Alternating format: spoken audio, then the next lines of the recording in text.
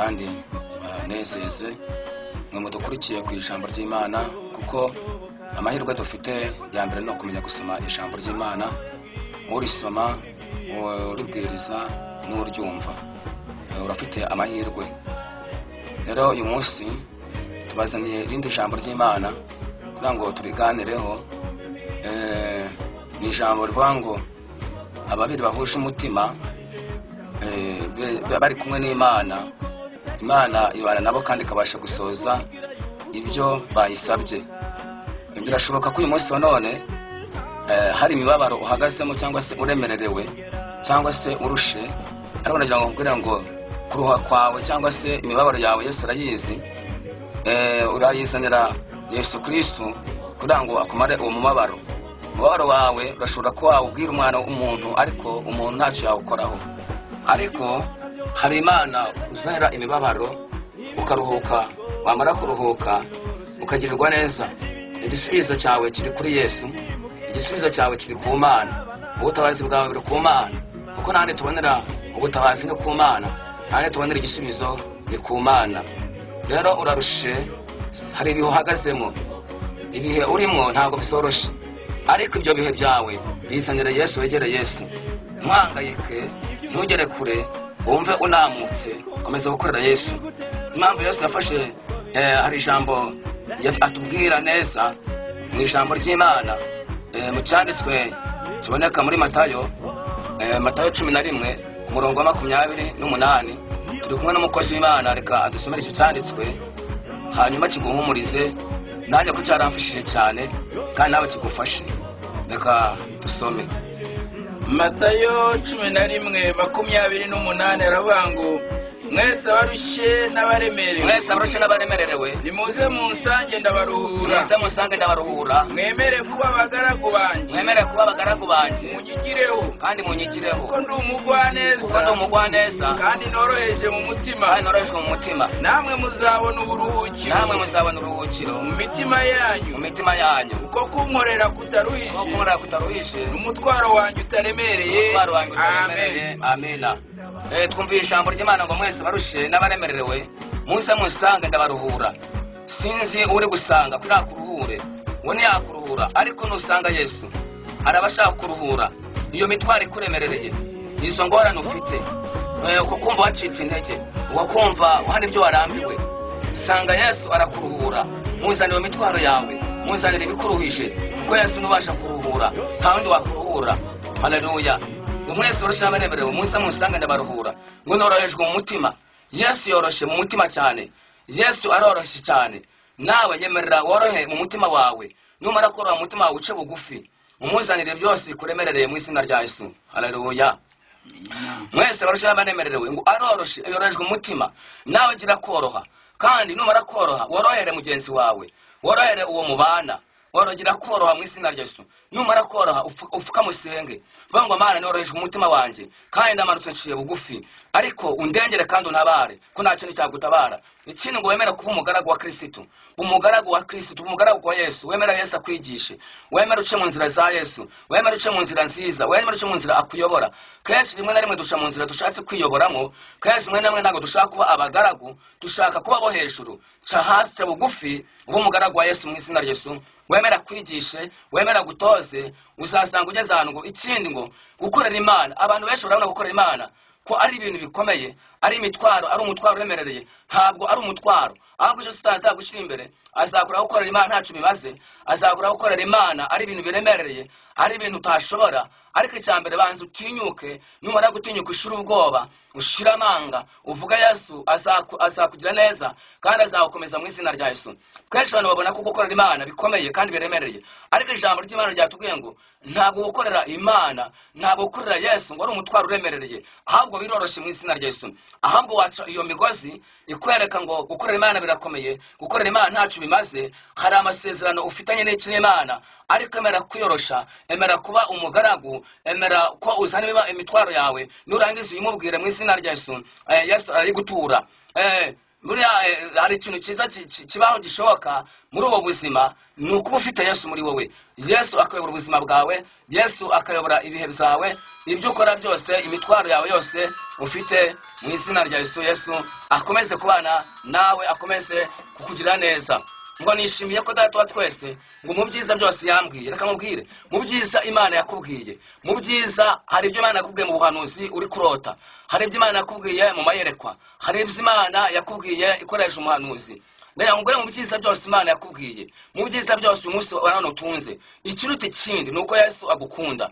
Mwene data unyumva, mwene data unkurikiye, mwene data Yesu agufitiye urukundo, Yesu agufitiye urukundo, Yesu agufitiye urukundo. Ntabwo urukundo rwe rurakuvaho, ntabwo imbabazi ze zirakuvaho. Urukundo rwe nirwo ruguha imbabazi mu izina rya Yesu. Mu byiza byose Imana yavuze kuri wowe, mu byiza Imana byose yaguhaye, mu byiza byose utunze, mu byiza byose ubona, ikiruta ikindi ni urukundo yagukunze. Urukundo yagukunze nirwo ruhebuje, urukundo yagukunze nirwo rutuma ubasha kuba uriho, urukundo yagukunze nirwo rutuma ubasha umunsi none kugira ibyo ubasha gukora. Rero nawe mukunda umukorere kandi umuhamye mu izina rya Yesu. Haleluya. Hari indi jambo riboneka nabwo muri Matayo 18 ku murongo wa 19. Reka nabwo badusomere, mukozi Imana akomeze dusomere ijambo ry'Imana. Amina. Reka dusome Matayo 18 bere ku murongo wa 19 cyangwa 18. Murongo wa 18 aravuga ngo ndababwira ukuri yuko ibyo muzahambira mu isi, haleluya, ibyo muzahambira mu isi bizabihambiriwe no mu ijuru, bizabihambira no mu ijuru, kandi ibyo muzahambura mu isi bizabihambuwe mu ijuru, bizabihambuwe mu ijuru. Ndagira ngo ubwire mwene data iri jambo ratubwiye ngo ibyo muzahambira muri mu isi no mu ijuru bizabihambiriwe. Birashaka ko uyu munsi none ufite imibaro, ariko barujya imbere y'Imana uhambiriza iyo mibaro yawe. Birashaka ko ufite ibintu byinshi bigutagahinda, birashaka ko ufite ibintu bire gukura ku Mana zakandi wazihambiriza, imbaraga z'umwijima wazihambiriza, ariko ufata byose bikubabashe ubihambire mu izina rya Yesu, kubera ko nujya imbere y'Imana kandi nubona wenyine bidashoboka, fata undi muntu musengane, fata undi muntu muhamagara Imana, fata undi muntu kumva babiri bari kumwe bahuje umutima ngo bafite ngo bazabwira icyo bazabwira Uwiteka Imana, icyo bazabwira Imana hano mu isi. Imana izacyumva mu izina rya Yesu ngo icyabasubirize. Mwana ugira ibyo hambiriza, hambiriza ubwo murwayi buri ku buzima bwawe, hambiriza umwuka w'agahinda, hambiriza Satani uguteje agahinda, waguteje imibabaro, waguteje kumva wabivamo, kumva ntacyo gusenga bimaze. Gusenga nibwo buzima, gusenga ni imibereho, gusenga ntandi gisubizo kiri mu gusenga. Ngo kandi ngo ikindi cyo muzahambura, wihambure mu ngoyi z'umwanzi, wihambure mu ntege nkeya, wihambure mu bikubase, mu bikugoye, wihambure muri uwo mwuka mu izina rya Kristo. Nta handi wakura igisubizo ni ku Mana, nta handi wakura ubutabazi ni ku Mana, nta handi wakura umunezero ni ku Mana. Maze kugira mu Mana niho nasanze umunezero, niho nasanze amahoro, niho nasanze ibyishimo, niho nasanze kuvuga neza. Haleluya. Reka dukomeze n'ijambo ry'Imana. Murongo wa 19 urabango kandi ndababwira yuko ababiri muri mwe bahuza umutima mu isi wo kugira icyo basaba cyose bazagikorerwa na Data wo mu ijuru. Haleluya. Aho babiri cyangwa batatu bateraniye, kuko babiri cyangwa se batatu bateraniye mu izina ryanjye, nanjye mba ndi hagati yabo. Imana ibaha umugisha mu izina rya Yesu. Ijambo ry'Imana ratubwiye ngo ababiri bahuje umutima aba bazaba bateraniye mu izina ryanjye, ngo nanjye nzaba ndi kumwe nabo. Aba babiri bahuje umutima, mwene data, birashoboka ko waba uri kumwe na mugenzi wawe ariko mudahuje. Mbere yuko ujya gusengana na mugenzi wawe, banzura ngo se mugenzi wanjye turahuje. Ese niba tuhuje ko amasengesho yo gusenga mudahuje ntabwo yabasha kumvikana ku Mana. Amasengesho yo gusenga mudahuje ntabwo yabasha kugera imbere y'Imana ngo Imana yumve. Fata mugenzi wawe umenye ngo se uyu mugenzi wanjye turahuje. Nge nemba ngiye kuvuga ubutumwa bwiza, tukaganira ijambo ry'Imana, tubanze tumenye ngo turahuje. Niba tudahuje tubanze dukemure igituma tudahuje, kubera ko hagati yanjye nawe Satani azazana ikintu gituma tudahuza. Kandi uriya muntu Imana yaguhuje nawe, hagati yabo hari umugambi mwiza Imana yatumye uhura nawe kugira ngo abe umumaro wawe kuri wowe, nanjye mbe umumaro wawe kuri wowe umunsi none. Ariko kaje Satani azajya ashaka ikintu gituma agenda abushanya ibyo bintu, atume mwere gukomezanya no gusengana kandi mwatangiye neza. Shuti yanjye turi kumwe umurikiye, reba mugenzi wawe mwatangiranye mu bana muvugana amabanga yose, mugirana inama. Mbese uyu munsi none muracyari kumwe? Ese uyu munsi none murahuje? Imana irashaka kumwongera guhuza na mugenzi wawe. Uyu ninjye madamu, ninjye wa pasiteri ndetse na madamu wanje mu rugo rwanjye ndetse n'abana. tugomba kuba duhuje mbere yuko tujya kujya imbere y'Imana kugira ngo tuyibwira. Tuzabanza duhuze, tuzabanza twicare tuganire, tubanze duhuze. Nidusanga tudafite guhuza, tubanze tugane duhuze umutima umwe. None tuzane tuzi imbere y'Imana dufite umutima umwe, dufite umutima w'ubusa, tudafite umutima w'udasa. Haleluya. Rero nakwifuriza ushobora kuba uri mu rugo rwawe isa uri kunyumva, mwene data, fata abana bawe, fata umutware wawe, fata si mudamu wawe, nimurangiza mugire gute muganire kubyo mudahuje, nimurabwana kubyo mudahuje, nimurangiza mufata isengesho musenge. Imana irabana namwe mu izina rya Yesu kandi irabaha guhuza. Ibyo sengesho muri busenge riraza rifite imbaraga, riraza rifite ubundi butware n'ubushobozi muri wowe mu izina rya Yesu. Haleluya. Ngicyo muzahambura ngo mwisi kizabagize gute gihambuwe. Haleluya. Rero rekuhuze na mugenzi wawe kandi ngo babiri cyangwa se batatu, shaka kumwasenga muri batatu, ariko mwanze muhuze umutima. Ikintu ya dusenge dahuje umutima ntabwo ushobora kumvikana. Pasiteri nahuze na mwarimu, mwarimu nahuze na pasiteri, mwarimu nahuze na korari, mwarimu nahuze nani namaze ayoboye. Mwene data niba mudahuje, gerageza ukabonaho icyaha mugenzi wawe, sanga mwene so umubwire ngo ariko iki ntabwo kinezeza, ntumuteze rubanda, ntumuteze hirya no hino, kurura ni mwene so, turajyana mu gihugu cyo mu ijuru. Kandi hagati yacu hari Satani udashaka dukomeza guhuza, hagati yacu hari Satani udashaka dukomeza gukorana umurimo w'Imana, hagati yacu hari Satani udashaka dukomeza kubana neza mu izina ry'Yesu. Ijambo ry'Imana ravuga ngo mbane n'abantu bose iki amahoro. Mwene data, bana mugenzi wawe amahoro, uwo mukorana mubana amahoro, aho wicaye mubana amahoro, bana n'umugore wawe amahoro, bana n'umugabo wawe amahoro. Ikintu cyose Imana dushakaho nuko tubana iki mu mahoro mu izina rya Yesu. Muri rya jambo ryose mu gusenga Imana, ariko duhagarare mu ijambo rivuga ngo dusenge ariko tugize gute duhuje cy'umutima. Ababiri bahuje bari kumwe n'Imana, Imana ikaza ikabashyigikira. Kandi aho babiri bari bajya inama, bamara kujya inama bakazisengera mu izina rya Yesu. Uyu munsi nakwifuriza kubana mugenzi wawe amahoro kandi muhuje mu izina rya Yesu. Mujye imbere y'Imana mufite guhuza, mujye imbere y'Imana mufite ubumwe, mujye imbere y'Imana mufite kubabarirana kandi ugira imbabazi muki muri wowe mu izina rya Yesu. Kiri imbabazi, gira umutima w'imbabazi, neza gufite impuhwe n'imbabazi. Neza urakubabariye, ngo utababarira ntabwo azabona ubwami bw'Imana. Kira kubabarira muri wowe mu izina rya Yesu. Urashobora kuba hemukiwe, urafite ibikomere byinshi mu mutima wawe, ibyo bikomere ufite. Haleluya. Yesu aje kumara ibikomere, ariko nabanza were guteza abandi ibikomere, nabanza were kubateza ikibazo. Hoya mu izina rya Yesu. Imana igumugisha, Imana kugira neza. Reka dufate umwanya wo gusenga Imana kugira ngo Imana igukomereze muri iryo jambo mu izina rya Yesu. Kandi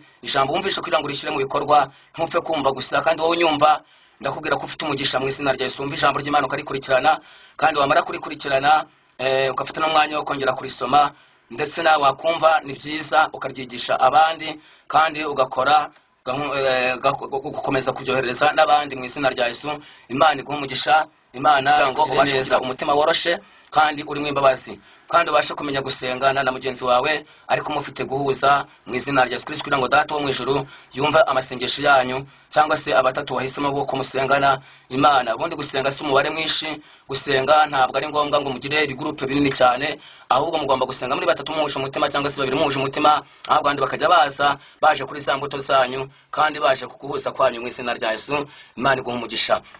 Imana Data mu izina rya Yesu, Imana ifite impuhwe n'imbabazi, hari benshi bari kunyumva ariko barushe, ariko ijambo ryatubwiye ngo mwese barushe n'abaremerewe muze musange ndabaruhura, kuko ndi umugwaneza kandi norajwe umutima Data. Kubera ko uri umugwaneza natwe dusaba ubugwaneza. Reka umuntu unyumva, Mana turi kumwe imbere zanjye, reka agira umutima w'ubugwaneza kuko nawe uri umugwaneza. Reka yumve ko imibabaro yose Mwami ayafitse, asane imibabaro yiwe ayikuzanire Kristo, kuko nandi wamara umubabaro utamukunzi mwiza. Reka yemere ko umugaragu wawe ace bugufa gukorere, reka yemere ko umugaragu wawe kandi akwigireho. Nta bandi twakwigira ni uretse kuri wowe Mwami Yesu Umunagazi mwiza. Ijambo ryatubwiye ngo duhambirize, turafite ubutwari n'ubushobozi bwo guhambiriza abadayimoni mu izina rya Yesu Mwami, kandi turafite ubutwari n'ubushobozi bwo kugira ibyo tubohora. Muri amasa Mwami, mbahoye umukozi wawe, mbahoye umwana wa mungoyi za Satani, mbahoye umwana wa mungoyi z'umwijima, mbahoye umwana wa mungoyi z'amarira, mbahoye umwana wa mungoyi z'agahinda, mbahoye umwana wa mungoyi z'intege nkeya, mu izina rya Yesu Kristo Mwami. Mana kora imirimo n'iki n'ibitangaza kuri we mu izina rya Yesu Kristo. Ijambo ryawe utamukozi natubwiye ngo ababiri bahuje umutima aho bazaba bateraniye, mu izina ryawe uzaba uri kumwe nabo, kandi uzaba uri kumwe nabo, kandi uzaba ubumva, tuzabateza amatwi muri amasadatsa. Icyo ushaka nuko dusenga duhuje umutima, icyo ushaka nuko dusenga dufite ubumwe, tutashaka nuko dusenga dufitanye amahoro. Mu izina rya Yesu Kristo mwami Yesu nagazi mwiza, turagushimye kubera ko wumvishe gusenga kwacu muri amasaha muri wese unyumva yabarwaye muri amasaha mwami Yesu nagazi mwiza. Uyu nkurikiranye wese reka akire ubwo burwayi bw'umutima, reka akire uburwayi bw'umubabaro, reka akire uburwayi bw'agahinda, reka akire uburwayi bw'ishavu, reka yinjira mu mugambi w'Imana. Mu izina rya Yesu Kristo ndagushimye mwami Yesu nagazi mwiza ko mbona uyu muntu nkurikiranye Mana uri imbere sanje, arumva ubutware bwawe bumanuka, arumva izindi mbaraga, arumva bohoka, arumva imbabazi z'Imana, arumva imbabazi z'Imana mu izina rya Yesu Kristo. Kandi kiruta ikindi cyose Mana mu byo watubwiye Mana, kiruta byose ni urukundo wadukunze Mana. Gushimye ko urukundo wamukunze urahebuje, urukundo wamukunze rurakomeye, urukundo wamukunze umukunda bihe n'ibihe data, ntabwo uri umwana muntu ngo wivuguruze Mana ku byo wavuze. Mu izina rya Yesu Kristo we naziretse mwami, turagushimye ko ngiye kumva mwumva ubuhamya bwinshi Mana kuri televiziyo Mana, abantu babohotse, abantu bakize imitima, abantu bari barane kuba barababarira, abantu batari bafite ubugwaneza bagira ubugwaneza. Mu izina rya Kristo naziretse mwami Mana, Abrahamu na Isaka Imana y'inyembaraga, nanjye bisabye niseye mu izina rya Yesu Kristo we naziretse. Amen. Imana bamugisha. Ku mazina yanjye ndi umupasiteri nitwa NIYONSENGA Samuel. Ukeneye ko tubafasha gusenga no kubagira inama, mwadushakira ku nomero ya telefone 078 3 85 95 41. Twabasha kubonana tukavugana mu ijambo mu buryo burambuye, tukasengana mu buryo burambuye, tukamenya n'icyo Imana idushakaho mu gihe nk'iki ngiki. Mwifurije gukomeza kwihangana ndetse no gukomeza kwegera Yesu n'imitwaro yawe kuremerereye, imiboro yawe yose ukayihereza Yesu mu izina rya Yesu. Kandi ufite umutima w'ubugwaneza, kandi abo muri kumwe naho mwicaye nabo mubana bose mukabana na bose mukabana amahoro, mwarangiza kubana amahoro mugasenga mufite guhuza mu izina rya Yesu. Iryo sengesho Imana izarishyigikira. Yesu bamera umugisha. Amen.